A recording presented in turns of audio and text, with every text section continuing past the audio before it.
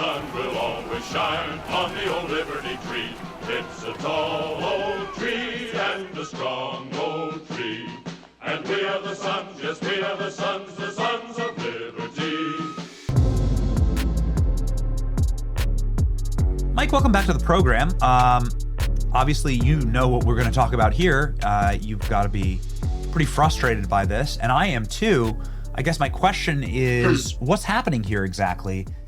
Is the judge correct in that Lindsay Halligan is not rightly appointed? The floor is yours. No, not at all. You have an Obama judge who's the chief judge on the Fourth Circuit Court of Appeals, which is the appellate court for the Eastern District of Virginia, where these charges were brought. Hand-selected a Clinton judge from South Carolina, and this Clinton judge came in and the fix was in to dismiss both of these indictments against former FBI Director James Comey and New York Attorney General Big Tish James. The evidence is overwhelming in both cases. Remember, before Lindsay Halligan became the interim U.S. attorney for 120 days, the prior interim U.S. attorney saw this evidence and was either too cowardly or too corrupt to do anything about this. And the evidence is overwhelming. He was told good riddance, and they brought in Lindsay. They finally had to find someone with balls because the male Republican attorneys don't have balls, particularly in Washington, D.C., so they have to bring women in who have balls like Lindsay Halligan. And she got a grand jury in the Eastern District of Virginia to indict both Comey and Big Tish James. Now, this is a suburb of Washington, D.C. that's loaded up with partisan Democrat operatives. And Lindsay Halligan still produced enough evidence to convince these grand juries to indict. In James Comey's case, the evidence is crystal clear that James Comey lied to Congress and obstructed a Senate investigation into Crossfire Hurricane, the biggest scandal in American history, where Obama, Biden, Hillary, Brennan, Clapper, Comey, and so many other bad actors politicized and weaponized intel agencies and law enforcement to take out their political enemies, Trump, and to help their political allies, Hillary. That is Republic ending. When you do that, that's what you do in third world Marxist hellholes. And Obama brought his third world Marxist tactics to the United States as the president of the United States. We also have overwhelming evidence that Big Tish James, who went after President Trump and tried to bankrupt him for the non-fraud of President Trump, paying back sophisticated Wall Street banks in full, on time, as agreed, with interest. Big Tish went after President Trump and said that Mar-a-Lago was only worth $18 million somehow.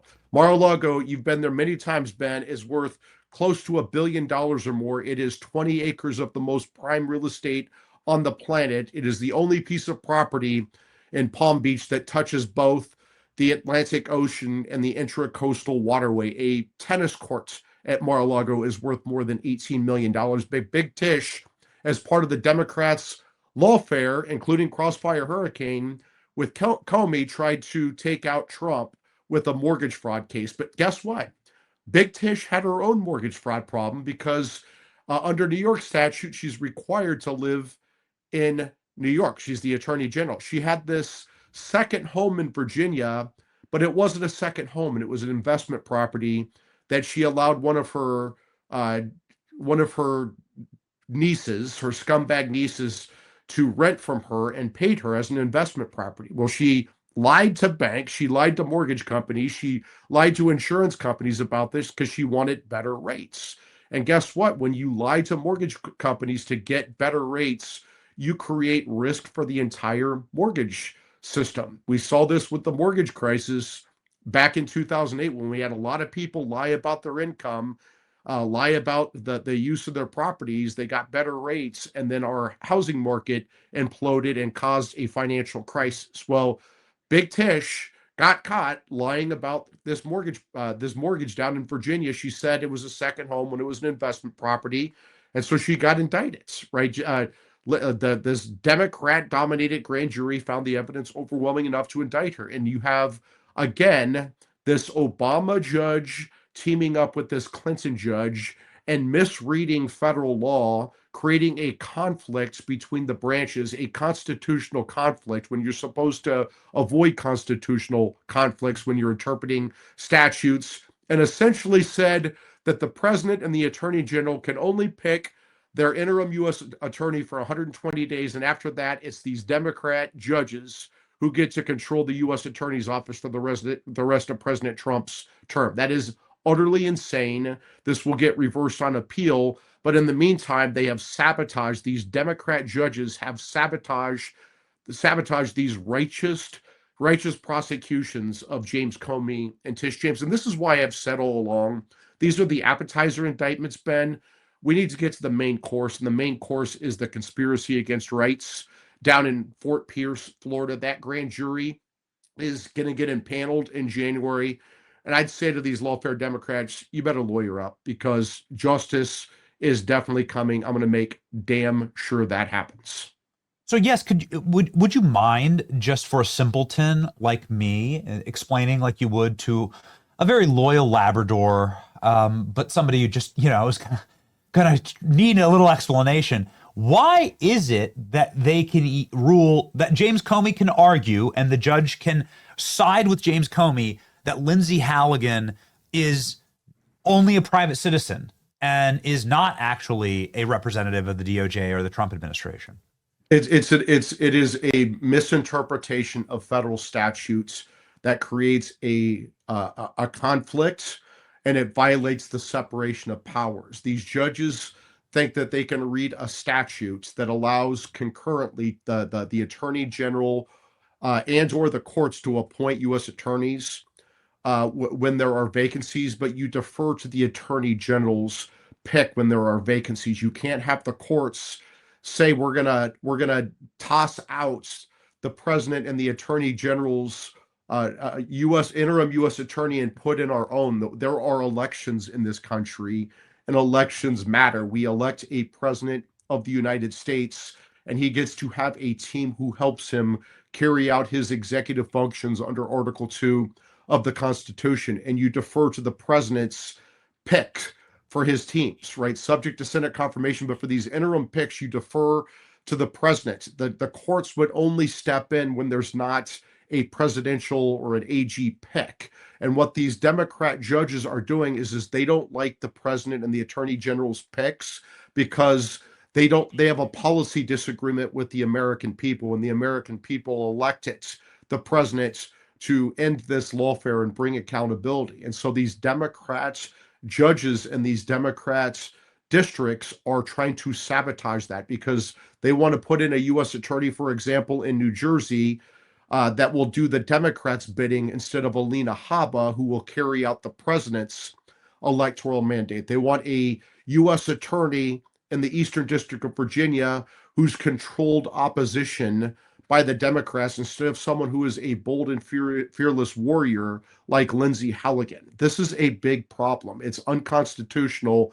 The Supreme Court is going to have to step up and fix this because this is unacceptable that these corrupt Democrat politicians and other operatives can get away with their obvious crimes for which Democrat-controlled grand juries found there's probable cause to move forward.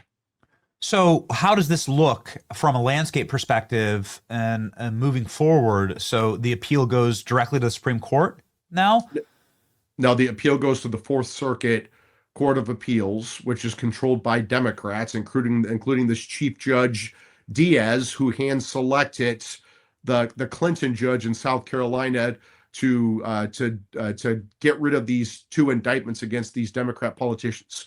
Look, the Supreme Court, the Chief Justice of the Supreme Court needs to come to this realization that these Democrat judges appointed by Obama, Biden, even Clinton are Democrat operatives in robes. They don't like the fact that the American people elected President Trump in this last election. And so they're doing everything they can to sabotage the president of the United States, sabotage the will of the American people.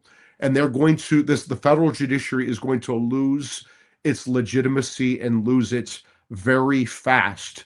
And when the federal judiciary loses its legitimacy, it loses everything. It does not have an army to enforce its orders. And when it loses its legitimacy, that's when that's when the American people start demanding that Congress do something about it. Whether that is cutting the federal judiciary's funding, whether that means cutting judicial seats, just eliminating judicial seats. And so you get rid of these judges by elimination, by holding aggressive oversight hearings, by holding impeachment hearings. There has to be accountability for these rogue Democrats judges, these rogue politicians in rogue robes who are sabotaging the will of the American people. It is a red line. It's unacceptable. It cannot continue to happen.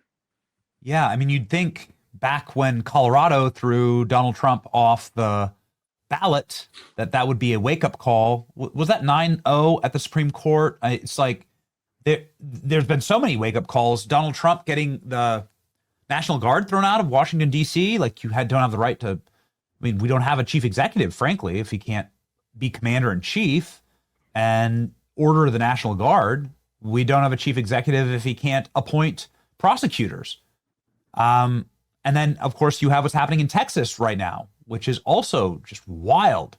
The Republican judge that Ted Cruz appointed and nominated is now striking down the electoral maps in Texas. What's your read on that, Mike?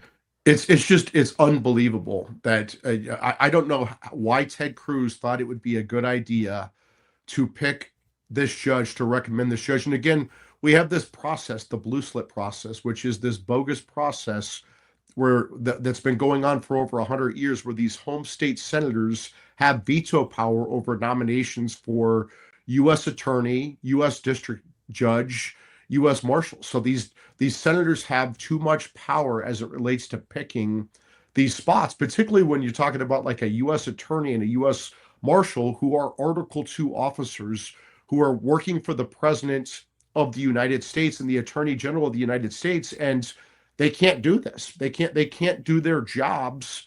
You have Pam Bondi who has U.S. attorneys who are appointed by Democrat judges who she has to pull their teeth to get them to do anything. It's unacceptable that this is happening in our country. This is an intentional misreading of the statutes to give Democrats more power and to protect their own corrupt officials.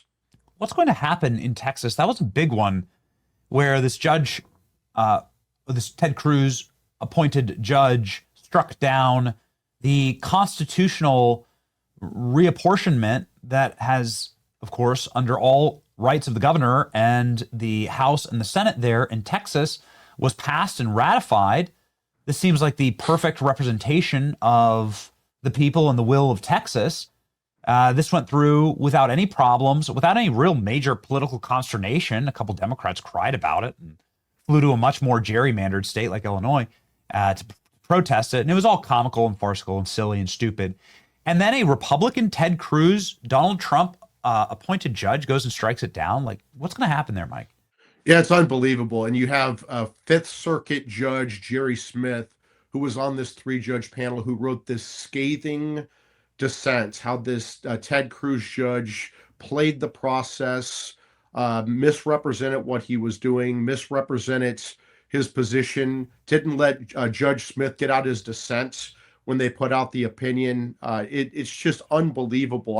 I don't know what's going on with Ted Cruz lately. He's picking this judges like this terrible judge, and Ted Cruz is also pushing this AI amnesty for these big tech oligarchs so they can harm conservatives, communities, children, creators, so they can get amnesty, federal amnesty for AI oligarchs. I think Ted Cruz needs to come back to the conservative wing of the Republican Party instead of doing these AI oligarchs bidding, instead of picking these terrible judges who are going to hand 5 House seats to the Democrats, hand control of the House of Representatives to the Democrats so they can impeach President Trump and make the last 2 years of his administration living hell. I know Alito has put a stay on that. What do you think is going to happen there? I think the Supreme Court, Justice Alito has stayed this decision until the Supreme Court rules. I think the Supreme Court is going to side with Texas and say that they absolutely had the right to do what they did. But the bigger problem is how is Ted Cruz picking judges like this who would come to these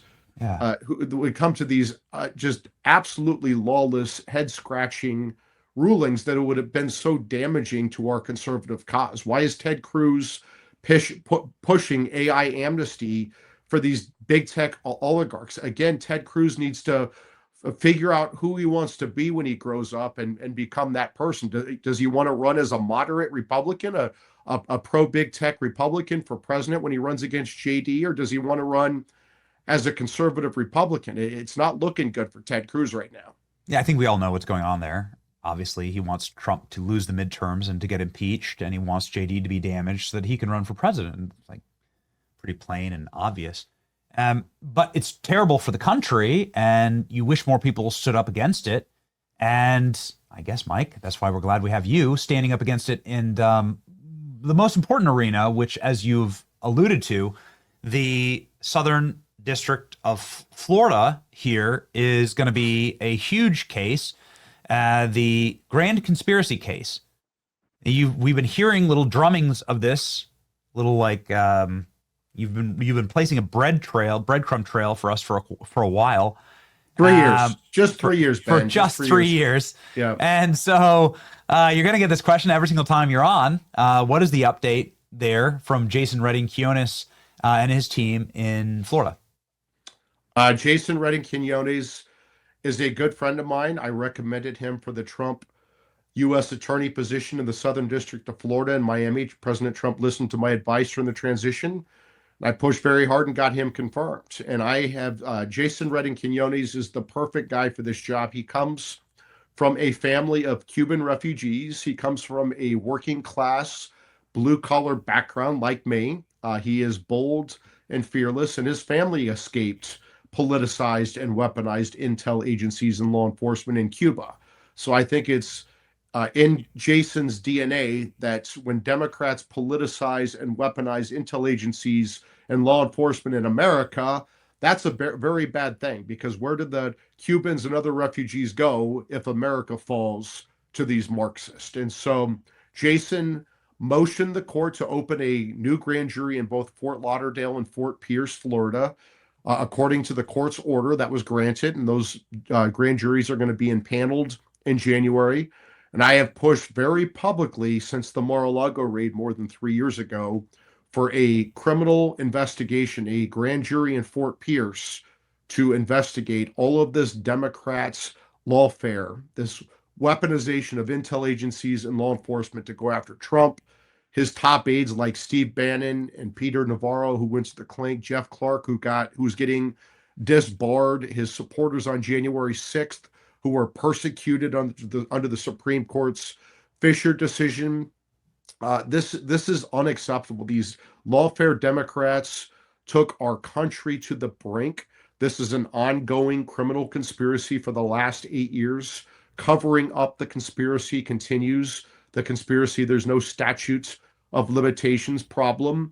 And I'm going to push very publicly over the next 3 years for these lawfare Democrats to be held accountable. And that means severe legal, political, and financial consequences. Again, I've been saying this almost every day since the Mar-a-Lago raid more than 3 years ago. The Democrats made me and you, Ben, a front and center election issue, saying that this is what they're going to promise to do. And the American people liked what they heard. And so 312 electoral votes, all 7 swing states, the popular vote, kept the House, won a comfortable margin in the Senate.